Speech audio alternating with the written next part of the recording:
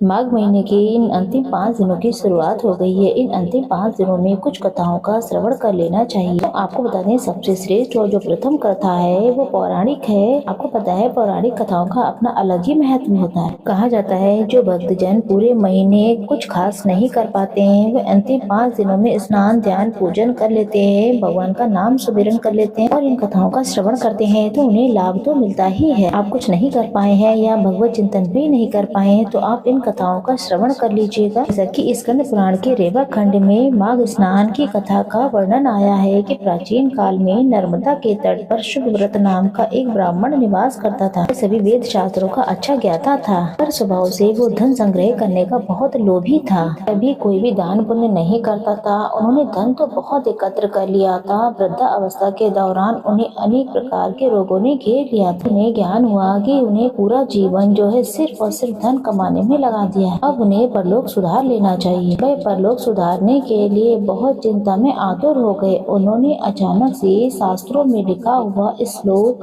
के बारे में ध्यान किया और उन्होंने इस माघ महीने के सर्वश्रेष्ठ स्नान ध्यान के बारे में याद आया। तब उन्होंने ध्यान किया, अब थोड़ा सा जीवन का समय बचा है, अब हमें स्नान, ध्यान और पूजन, भगवत चिंतन कर लिया जाए। तो उन्होंने उस श्लोक का ध्यान करते हुए नर्मदा नदी के पावन तट पर स्नान करने कर लगे। लगातार कुछ दिनों तक स्नान करने के बाद प्रातः काल नर्मदा के जल में सबसे श्रेष्ठ रूप में स्नान किया, अर्थात 9 दिनों के बाद उनकी मृत्यु आ गई और 10वें दिन स्नान के बाद वो अपने शरीर का त्याग कर चुके थे। शुभव्रत ने जीवन भर कोई अच्छा काम नहीं किया था, लेकिन माघ मास के कुछ श्रेष्ठ दिनों में उन्होंने ये दान, पुण्य, स्नान, ध्यान करके अपना पूरा मन निर्मल कर लिया। माघ मास के स्नान से उन्हें निश्चित रूप से स्वर्ग की प्राप्ति हुई। बोलिए माघ मास की जय। श्री नारायण के पावन पवित्र के महीने की जय। पतवारी माता की कथा, आइए प्रेम से बोलिए पतवारी माता की जय। कथा के अनुसार एक गांव में गुजरी नाम की एक औरत रहती थी। उसकी 2 बहुएं थी। उसने अपनी दोनों बहुओं को गांव से बाहर दूध बेचने के लिए कहा। बड़ी बहू बहुत होशियार थी, हिसाब किताब भी खूब रख लेती थी, परंतु छोटी बहू बहुत ही भोली भाली थी। उसे न तो दूध बेचना आता था, न हिसाब रखना आता था। जब वह दूध लेकर जा रही थी तो उसने देखा गांव की औरतें पतवारी माता को जल से सींच रही हैं और पूजा भी कर रही हैं। तो उसने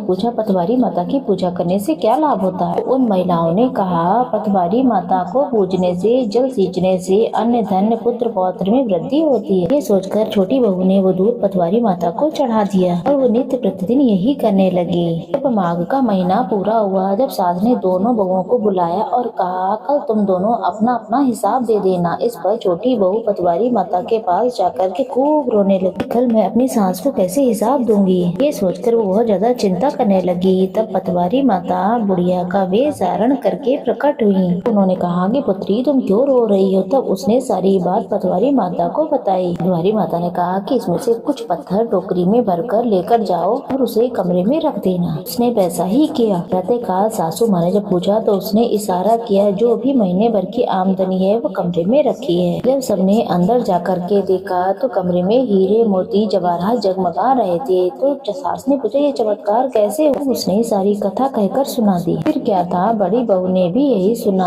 उसने निश्चय किया कि अगले दिन वो भी पतवारी माता को सींचेगी और छोटी बहू जो है वो तो कच्चा दूध चढ़ाती थी, फिर ले जाएगी दूध को और गर्म करके चढ़ाएगी। अगले दिन से ऐसा ही वो करने लगी। बड़ी बहू गरम गरम दूध करके पतवारी माता को खूब सुंदर तरीके से बड़े भारी मन से घमंड के साथ सींचने लगी। महीना पूरा हो गया। बड़ी बहू भी पतवारी माता के पास जाकर के रोने का दिखावा करने लगी। तब पतवारी माता प्रकट हुई। उन्होंने कहा कि पत्थर भरकर टोकरी लेकर चली जाओ और उसे बड़े ही प्रेम भाव से अपने कमरे में रख देना। तो बड़ी बहू ने बड़े से बड़े पत्थरों को भरा और टोकरी में लेकर के बहुत ही सुंदर तरीके से कमरे में रख दिया। प्रातःकाल जब सासू माँ ने पूछा, कमरे की ओर देखा तो उसने इशारा कर दिया। जब सब ने कमरे में जाकर देखा तो उसमें सांप, बिच्छू, जहरीले जीव जंतु निकले। तो वो रोते रोते पुनः पतवारी माता के पास गई और बोली, आपने मेरे साथ ऐसा क्यों किया। किया। पतवारी माता ने कहा कि बहू, छोटी बहू ने भक्ति भाव से मुझे सींचा, लेकिन तुमने मुझे लालच में आकर के गर्म दूध से सींचा, जिससे मेरे शरीर में फफोले पड़ गए हैं। इसके साथ बड़ी बहू ने माता से क्षमा मांगी। पतवारी माता, जैसी कृपा आपने छोटी बहू पर की, वैसी ही कृपा सब पर करना।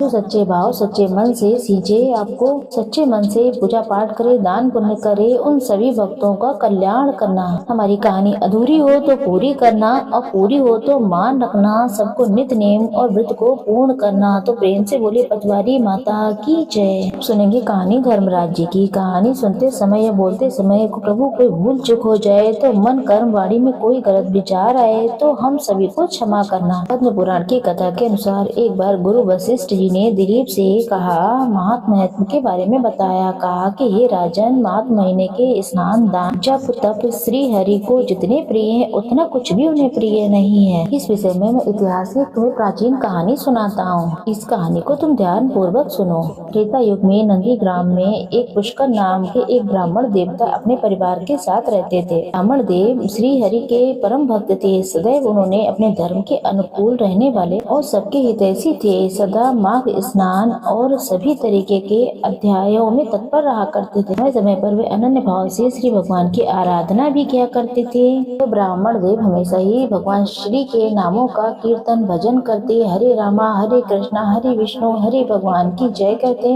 वे प्रभु के समस्त नामों का जप किया करते थे। भगवान शिव हरि की आराधना के अतिरिक्त उन ब्राह्मण किसी भी काम में नहीं लगता था। एक दिन सूर्य नंदन धर्मराज ने अपने दूतों को आदेश दिया, नंदी ग्राम निवासी पुष्कर ब्राह्मण को पकड़कर मेरे पास लेकर आओ।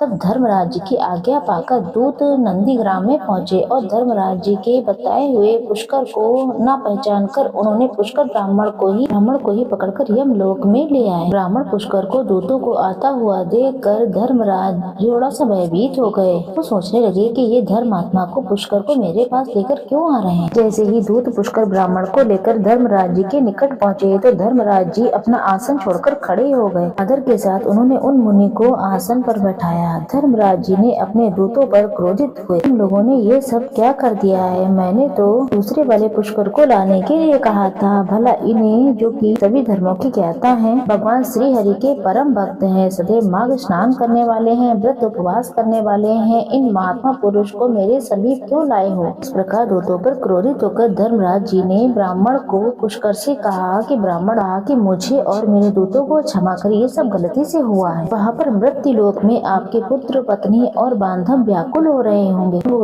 आदेश देते हैं कि वापस इन्हें प्रेम पूर्वक छोड़कर आइए। देव की बातें सुनकर ब्राह्मण देव बोले, हे धर्मराज जी, जहाँ पर पापी मनुष्य यातना में शरीर धारण करके कष्ट भोगते हैं, उन सब चीजों को मैं देखना चाहता हूँ। ये सुनकर श्री कुमार धर्मराज जी ने पुष्कर को, ब्राह्मण को सैकड़ों और हजारों की संख्या में नरक ब्राह्मण ने देखा अनेक जीव जो है नरक में पड़कर कष्ट भोग रहे हैं। यमदूत उन्हें कोड़ों से पीट रहे हैं, किसी को सूली पर चढ़ाया जा रहा है, किसी को बाघ खा रहे हैं, किसी की देह में कीड़े लगे हुए हैं, कोई जलते हुए पानी के खौलते हुए घड़े में डाल दिए जा रहे हैं, न जाने कितनों के अंग छिन्न भिन्न हो रहे हैं, आरा से चीरा जा रहा है। किस तरीके से लोग सभी परेशान हैं, किस तरीके से नरक की यातनाओं को भोग रहे हैं, ये सब देखकर पुष्कर को बहुत दुख हुआ। उन्हें संबोधित करते हुए ब्राह्मण देव ने पूछा, आप लोगों ने अपने पूर्व जन्म में कोई भी पुण्य नहीं किया, इस वजह से तुम सबको नरक में यातनाएं भोगनी पड़ रही हैं। नरक में पड़े हुए जीव थे। उन्होंने कहा कि हे विप्रवर, हमने पृथ्वी लोक में रहकर मानव देह धारण करके कोई भी पुण्य कार्य नहीं किया, यही हमारे नरक में रहने का कारण। हमने पराई स्त्री से अनुराग किया, दूसरे के धन को चुराया, पराई बसों पर जबरदस्ती अधिकार जमा लिया, हिंसा की, झूठ बोला, चोरी की, निंदा की, दूसरों पर गलत लांछन लगाए, ब्राह्मण और वेद शास्त्रों की निंदा की, नहीं कभी भूखे व्यक्ति को अन्न दिया, न ही प्यासे लोगों को पानी पिलाया, पशु पक्षी गाय कभी भी किसी के लिए अन्न या फिर जल की व्यवस्था नहीं की। इसके अतिरिक्त हमने बहुत और भी पाप किए, इन सब पापों की सजा हम सब भुगत रहे हैं। उनकी बातें सुनकर ब्राह्मण देव ने कहा, तुमने अपने जीवन में कभी भी श्री हरि की पूजा नहीं की, उनके नाम का चिंतन नहीं किया, इसलिए तुम आज इस दशा में हो। तुमने समस्त लोगों के स्वामी श्री हरि का पूजन किया है, वह मोक्ष तक को पा लिया है, आखिरकार इन पापों की गिनती ही क्या है? अब यहाँ पर हाहाकार करने से क्या ही लाभ है? अब आप लोग इस नरक में रहकर ही श्री हरि का स्मरण कीजिए, वही सब पापों का नाश करने वाले हैं। मैं अभी यहाँ पर हरीश्वर के नाम का कीर्तन करता हूँ, ये निश्चय ही आपका कल्याण करेगा। ब्राह्मण देव की बात बातें सुनकर नरक में जीवों ने कहा कि पवित्र देव, हे ब्राह्मण देव, आप यहाँ हमारे अंतःकरण अपवित्र है पर मैं अपने पापों से दुखी हैं। लेकिन जब से हमने आपका दर्शन किया है, आपके देह को छूकर आने वाली हवा हमें स्पर्श कर रही है, वो परम आनंद प्रदान कर रही है। आपके दर्शन से हम संतुष्टि पा चुके हैं। हम जैसे पापी लोगों पर आपकी इतनी कृपा हुई है। जब धर्मराज जी ने पुष्कर ब्राह्मण और नरक के जीवों की बातें सुनी तो ब्राह्मण धर्मराज जी ने कहा, ब्राह्मण देव, आपकी पुत्र पत्नी बांधव सब पृथ्वी लोक पर शोकग्रस्त हैं, आप वापस जाइए। धर्मराज जी की बातें सुनकर ब्राह्मण जी बोले, कहते हैं, जब तक इन दुखी जीवों की आवाज मेरे कानों में पड़ रही है तब तक मैं कैसे जा सकता हूँ। इतना कहकर ब्राह्मण देव भगवान विष्णु की आराधना करते हुए बोले, यदि मैं समस्त भूतों की आराधना और सर्वव्यापी ईश्वर का नित्य उपासना करता हूँ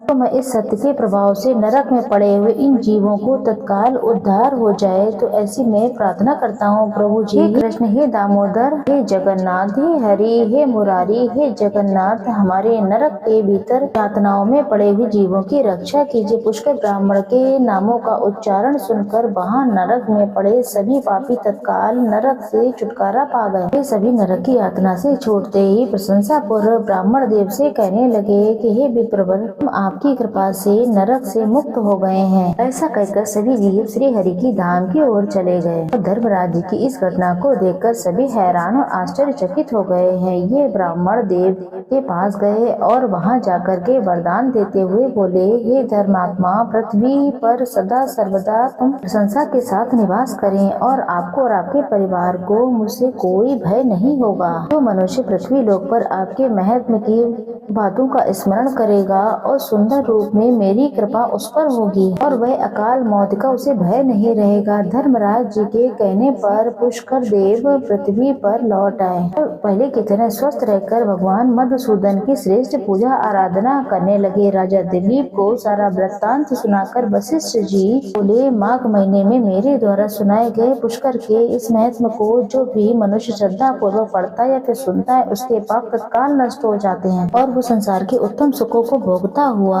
अंत में श्री हरि के परम धाम को जाता है। तो प्रेम से बोलिए, भगवान विष्णु की जय, माघ मास की जय, धर्मराज की जय।